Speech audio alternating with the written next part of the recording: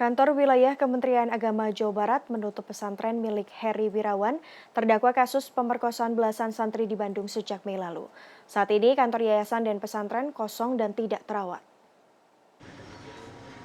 Rumah berlantai 2 di kawasan Antapani, Bandung ini merupakan pesantren dan kantor Yayasan Manarul Huda milik terdakwa kasus pemerkosaan belasan santri Heri Wirawan. Jumat 10 Desember, tempat ini terlihat sepi dan tidak terurus. Di depan pintu rumah sudah terpasang garis polisi. Menurut warga sekitar, lokasi ini sudah kosong sejak digerebek polisi pada Mei lalu. Ketua RT setempat mengatakan, terdakwa Heri tinggal di rumah tersebut sejak 2016 dan menggunakannya sebagai tempat tinggal anak yatim piatu. Warga tidak menaruh curiga meskipun Heri dan anak asuhnya jarang bergaul dengan warga sekitar. Mau dijadiin tempat penampungan anak yatim, bilangnya dulu sama saya. Enggak bilang mau pakai yayasan atau apa, enggak. Tapi saya tanya sama dia, banyak enggak? Sama saya teh, enggak apa, cuman 7-8 orang. Sekolahnya di luar, tapi di sini nginepnya. Enggak ada kegiatan, enggak kegiatan yang mencolok, kayak gitu-gitu aja. Layaknya orang ada penghuni gitu lah. Cuman ada istrinya, kesini ada istrinya. Bahkan istrinya kalau sempat ngobrol sama tetangganya, nggak boleh. Langsung dipanggil sama si Heri itu.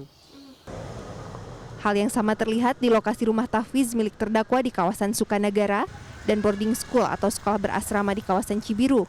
Berdasarkan informasi dari warga sekitar, lokasi tersebut sudah kosong selama beberapa bulan. Kepala Bidang Pendidikan Diniyah dan Pondok Pesantren Kementerian Agama Kanwil Jawa Barat Abdur Rahim mengatakan, Kemenag hanya mengeluarkan izin operasional bagi yayasan dan rumah tahfiz milik terdakwa.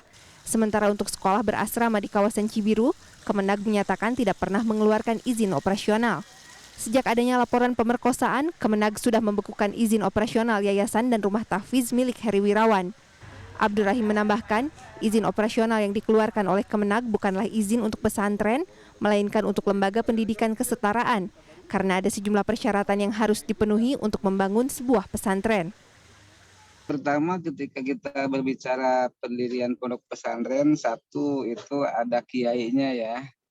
Yang kedua ada santri, ketika ada masjid, yang keempat ada pemondokannya, dan kelima ada kurikulum. Nah itu syarat pendirian pondok pesantren.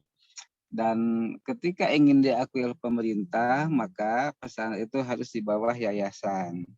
Yayasannya terdaftar di Kemenkumham, dan kemudian itu ada keterangan dari RT, RW, termasuk status tanah, dan diajukan ke Kementerian Agama untuk didaftarkan. Dan akhirnya setelah kita nelaah, ya baru itu diberikan izin operasional apabila memenuhi syarat yang tadi. Kalau tidak terpenuhi, ya kami menangguhkan sampai terpenuhinya dulu gitu Pak. Menurut Abdur Rahim, Kemenag akan lebih ketat melakukan pengawasan dan selektif dalam pemberian izin pesantren dan lembaga pendidikan, termasuk dengan menilai kompetensi para pimpinan pesantren. Laisa Nisa, Kahfi Jati, Bandung, Jawa Barat.